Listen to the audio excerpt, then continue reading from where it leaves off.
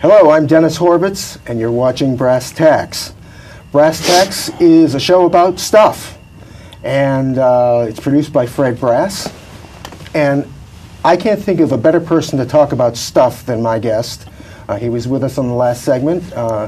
If you're a regular watcher of Manhattan Neighborhood Network, or a regular viewer, you are no doubt familiar with a show called Conversations with Harold Channer. And it is once again my privilege to welcome him back. Thank you, Dennis. Great talking, yeah. And as I've said before, that I've been it's been my privilege to have been a guest on your show a couple of times. Yeah. And I'm really that was a really good show we did about bullying. We did about bullying, and you. I hate bullying. And we had a couple of guests who were, who were survivors. I thank you for that show. It was very good with Fred and with others and everything. It's a huge issue of why do people want to bully? What's the impetus for bullying? Right. Well, it's obviously that's a big issue. It's a power issue, and I would just love to indulge that. Yeah, I know, but we want to get on to some other things. That's the trouble. The world's too damned interesting for on all dimensions. May I quote you? May I quote you? I'm going to write on a card somewhere. The world is just too damned interesting. I think so. Maybe we'll coin a term here for Dennis. I'm going to attribute that to you from now on. The world is just too damned interesting. I thank you. I'm going to put it on my card. Yeah. But let's get on with something. Let's get on with it. And we're being abbreviated. We thought we had a little more time. We did, so let's try to get to something that's really relevant current. Maybe I guess you've had some kind of a background in economics, some familiarity with it. Well, it is, but again, like I said in the other program, I'm an inch deep on I'm pattern recognizing. I'm looking for patterns. I eschew detail. Now, a lot of people want to do detail, and in fact, Bucky Fuller, who I said is my hero, he was a comprehensivist. You're looking at things in a very comprehensive context. Would you do me a favor? Would you, for our viewers, would you define? Could you give me a kind of a comprehensive? Okay, maybe definition. I could go through a quick thing about 2 or 3 minute thing. Is I'm very upset with the fact that the accelerator, at CERN, has had trouble, and they've not been able to get the telescope array in place that would have made it possible for them to take a picture of the shock wave of the Big Bang 13.8 billion years ago within a nanosecond, which was the offering of the telescope array. They seem not to be able to do it. We have been able to take a picture of that shock wave about 200,000 years from after its occurrence, which is a great measure of mankind's ability to take the measure of things in a comprehensive way, which is characteristic of our consciousness. Is there some kind of simple definition of comprehensive? Well, comprehensive is everything, in my view, or the way I see it, is synergetic. Everything is the behavioral systems unpredicted by the sum of the parts. There's something resonatingly more than the sum of the parts within a system, and that would apply in terms of consciousness, and so that there will be... I just want to mention to our audience that there will be a short quiz afterwards. So No, that's it. That's easy to understand. And it would be that that even if we... And then, so I just went to the thing about the Wilkinson. I was upset that they haven't been able to get that, because that would have brought us into an understanding of things comprehensive, which we have to get to. This is universe. And you would get to the fact that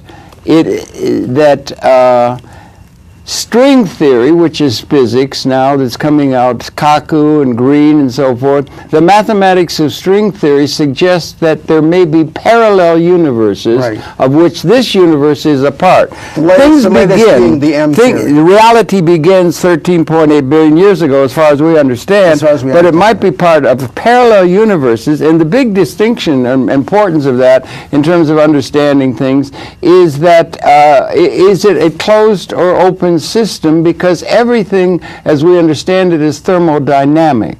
Our relationship to the world, the essence, the universe, is thermodynamic. We're in this Goldilocks zone between the sun and specifically to the Earth. Once we get to evolution, we can understand the evolution of organic evolution about 3.8 billion years ago. We can get that began. How that got, it's still a mystery, and it will be a mystery. And then, but the idea, the second law of thermodynamics is all systems move toward chaos, to entropy, to the limits of the system. It depends on if it's a closed or open system. We don't know if it's going to be open or closed. The CERN thing could help us know, are there wormholes? Are there parallel universes, which would be, we don't know if it's a closed system or not. Right. So that's something that we would get. That's as a we would gain an understanding in a comprehensive way of the context of everything, okay? Right. So that's important to bring it up.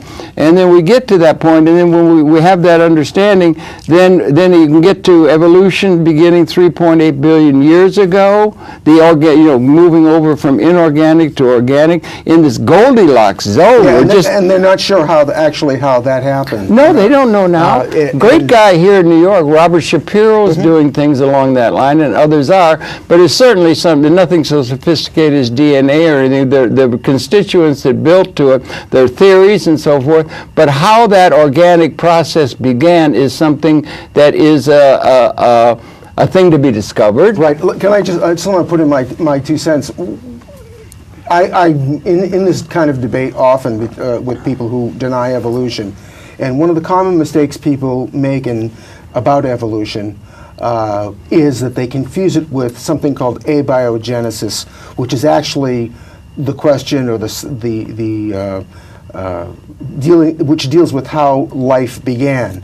Evolution deals with the development and diversity of life. Once it began. Right. Yeah. After. Yeah. Right. But people make that confuse the two. Yeah. That if you accept evolution, that it's the same thing as describing how life actually began, and actually they're not the same Well, thing. no, but I think we've been... They're related, but not the same. I would suggest we've been blessed or cursed. We've been here. We do know pretty well. I mean, it's always... The universe is synergetic. We're learning more all the time. Revolution is coming in over the transom for every field every day now as we get to an end of a process. But the Homo sapiens species, we're all African. We're all in it all. Our species evolved up the Australopithecine, Homo habilis, and it's a theory, but everything's theoretical in a certain sense, because everything is going to be nested within higher orders of mystery. Even if we do get liberated from the context in a speciation kind of process, we're probably going through within this universe. But you get that kind of a situation here. We're in a very unique situation in terms of the evolution of consciousness, and so that's something that we're interested in. 10,000 generations. From 200,000 years ago we appeared. We've migrated out around the world. We've had all kinds of social, political, economic, cultural development and technological development. And we've come down now in that process to a point where we're coming to a new relationship to the cosmos, it seems to me, in the time in which we live. Isaac Asimov said, this is the defining civilization, this is the defining generation of all generations that have ever existed. And so that's the context in which things can be taken. And it's interesting, the Chinese say, spare us from living in an interesting time. This is the defining generation of 10,000 generations, and there's reasons for understanding that and the implications of it.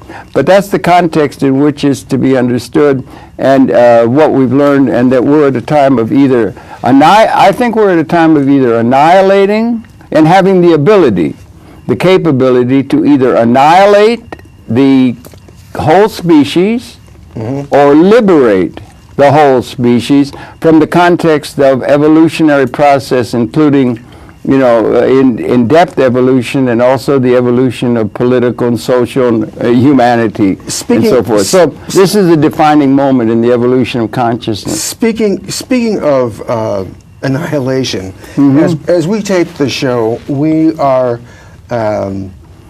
in the middle of what can kindly be described as an economic mess. With the Dow Jones has hopefully by the time this hits the internet and public access airwaves, cable waves, things will have improved, but they probably won't have improved significantly anyway. But I was wondering if we could discuss, and again, I'm clueless about economics, but there is what is called the labor theory of value. Well, yeah, okay. And it's defined, this one website defined it as, it's a theory in economics and political economy concerning a market-oriented society. The theory equates the value of an exchangeable good or service, that is, a commodity, with the amount of labor required to produce it. Can you translate it? Well, I would like to just sort of set up. We went through that little thing about the larger issues and so forth. And one of the things that, just to get that, just maybe a few seconds. Sure.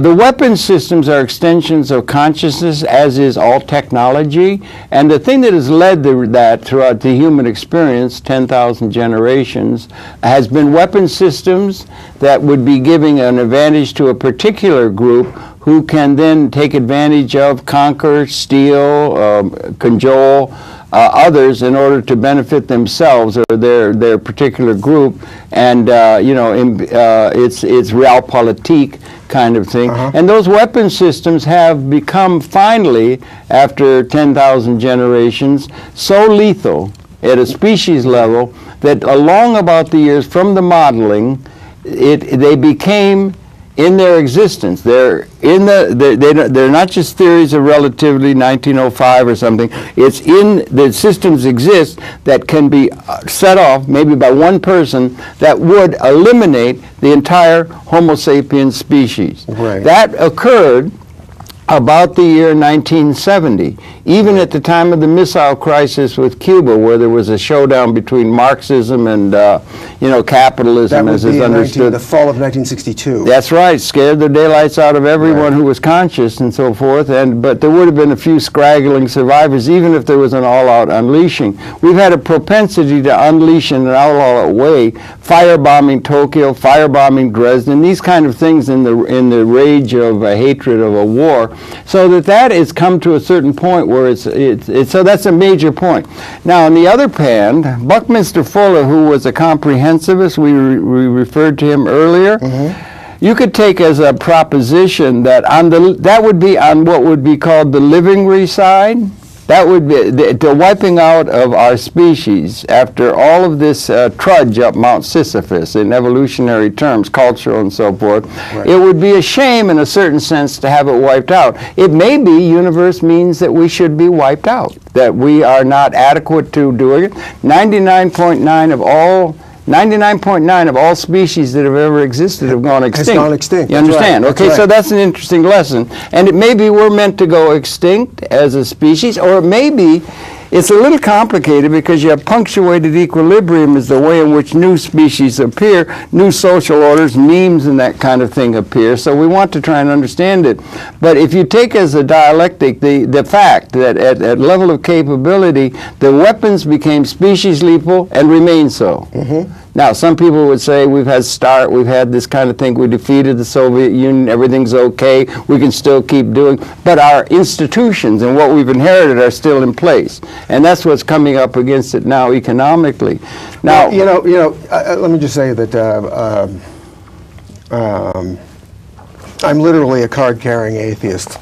So the question of whether we are quote-unquote meant to survive or not,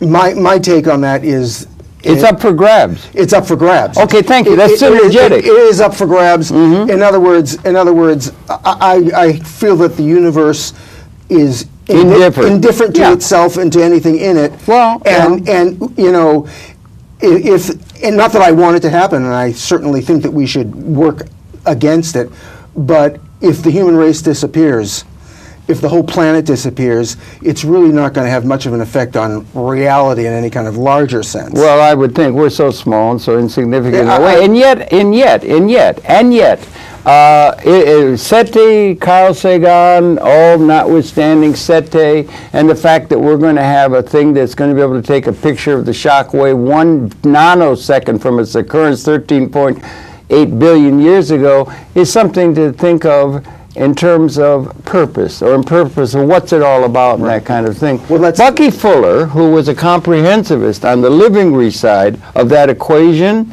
seeing because he was a comprehensivist, took the measure of things. I don't think there's ever been, I would say to all the youth or people who are viewing or pick up on it, no one represented the fullest recognition of, at that time, of that qualitative moment in the evolution of broader events that was that year 1970.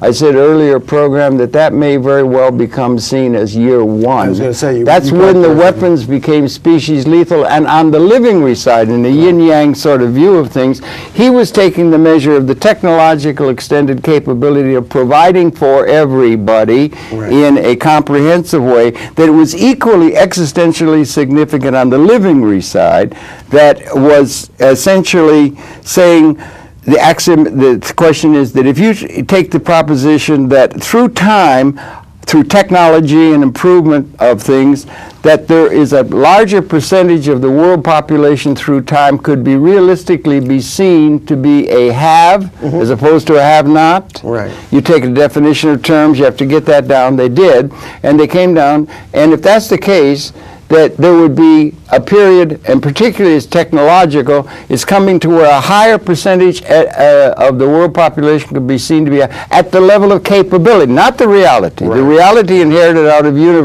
of history is not what you're talking about. You're talking about the capability. And he came up with a chart. And this one, I don't know and when you get a chance, they can come in on it. If you can come in on this, maybe, if you can come in, this is a chart that's worth taking into account. They'll come in. Here it comes. And so what it is, this is a chart that he copyrighted in 1952 out of a thing called the Design Science Decade, 1965-75. But this reflects back when he was editor at Fortune, I think, and he was taking a measure of things with many intellectuals, and so forth. Well, how do you measure it?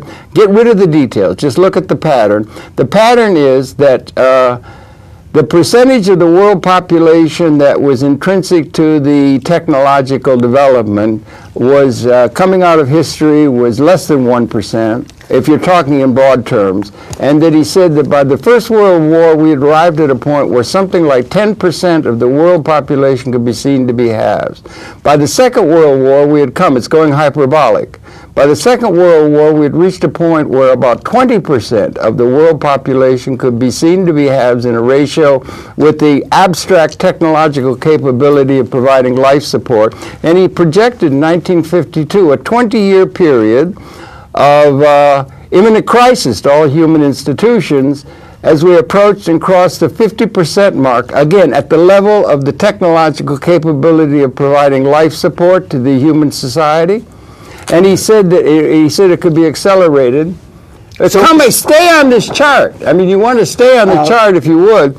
And that we crossed that line. He lived out his life. We crossed that line. This is projected in 1950. We crossed that line in 1970, the same time the weapons became species lethal.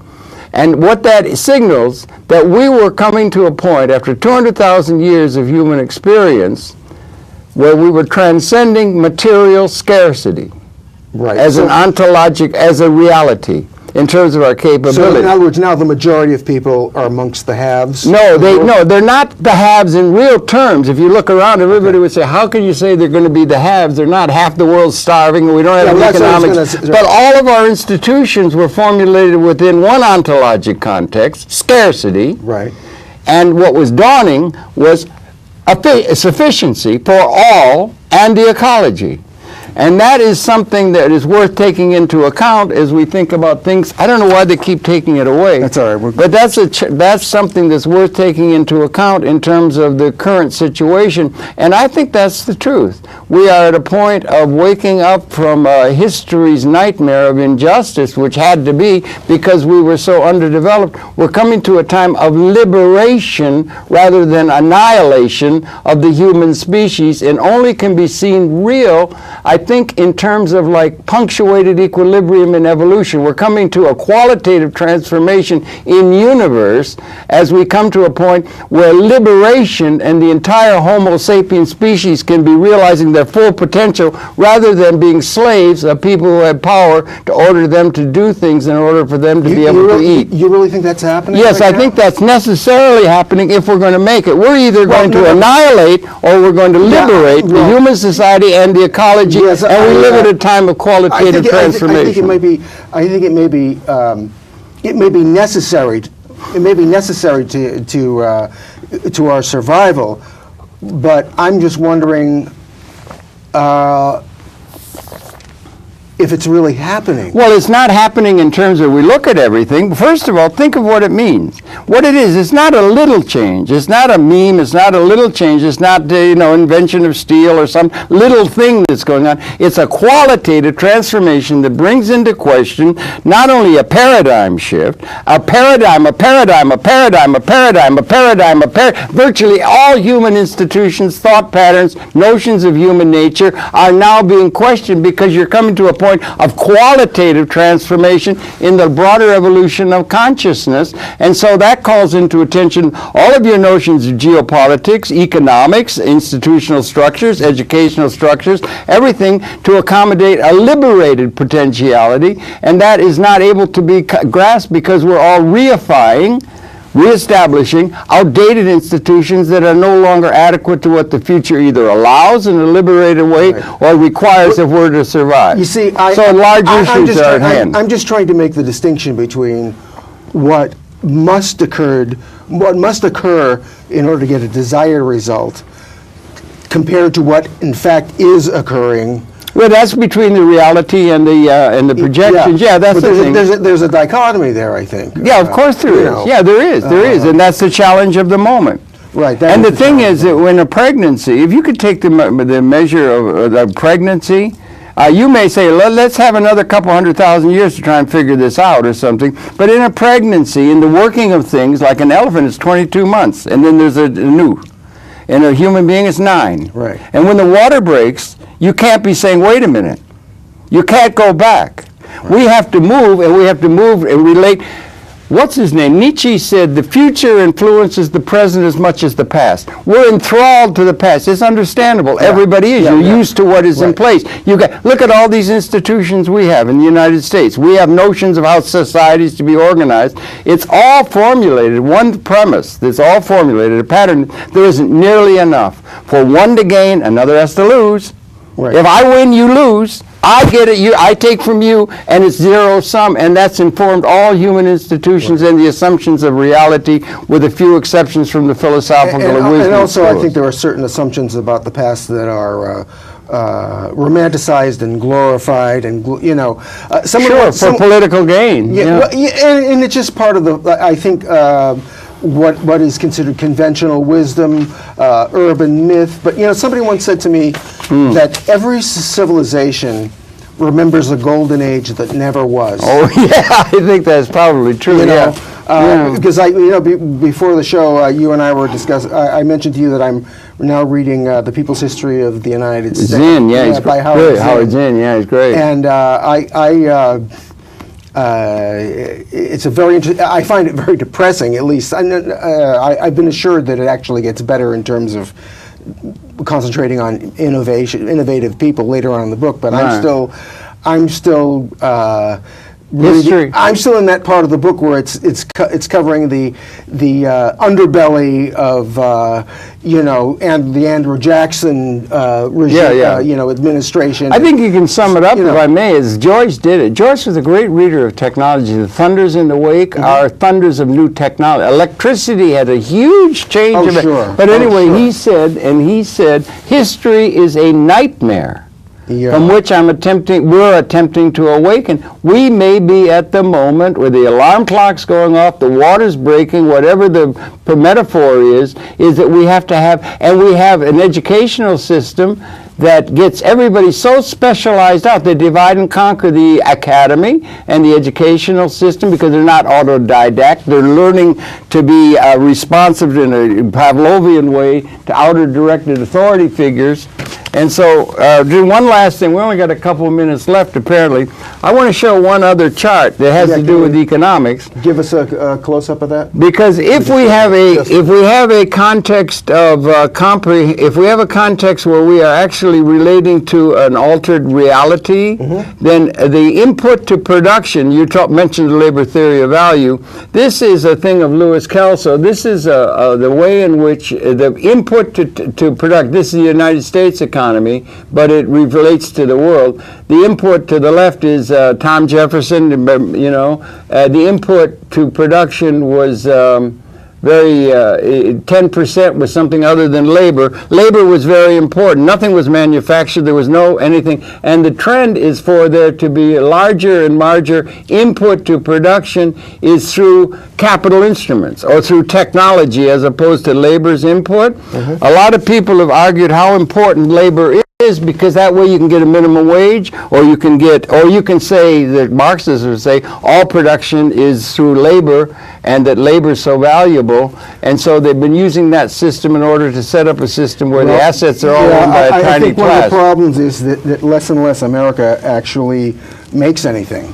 Well, that's a thing. Yeah, but we're looking at information, No, but you're looking at it more in a theoretical frame in terms of the whole world economy and that sort of thing. The idea that the only way to distribute demand or buying power to the people, the masses, the assets are increasingly owned by a tiny plutocratic class in every political entity in the world order, and it's built in that way as it was with the kings. They own the assets that are responsible increasingly for production, and the labor is the only way that you're supposedly legitimately going to distribute demand or buying power to the people. Lord Keynes said you're going to have massive technologically induced unemployment, and we are roiling our markets now because we have no way of getting buying power into the hands of the people except through some sort of a wage slave system they can have by getting a job on the estate of where the assets are all owned by. We have to disseminate ownership as a means of distributing demand in order to be able to clear the market of what we can produce. That's the problem of the more modern moment. While the stock market is roaring. Would that be closer to like the Marxist take? No, it wouldn't be one. It would be one that would be able to subsume a lot of things. It would be one. There's a fellow Kelso. He had a thing that he proposed this, or you could go back to Henry George when he had said Tolstoy and that they had said the resources would be owned. The ownership, people should have an ownership stake in the productive process as a way of gaining income, which would make them leisurely able to become autodidactically interested in what they want to do rather than what they have to do by an authoritarian system that's outdated. We need an economic system that can set that up. That's the basis of it, and that's why we're having trouble on the stock market and so forth now. You've been watching Brass Tacks. My guest has been Harold Channer. I've been your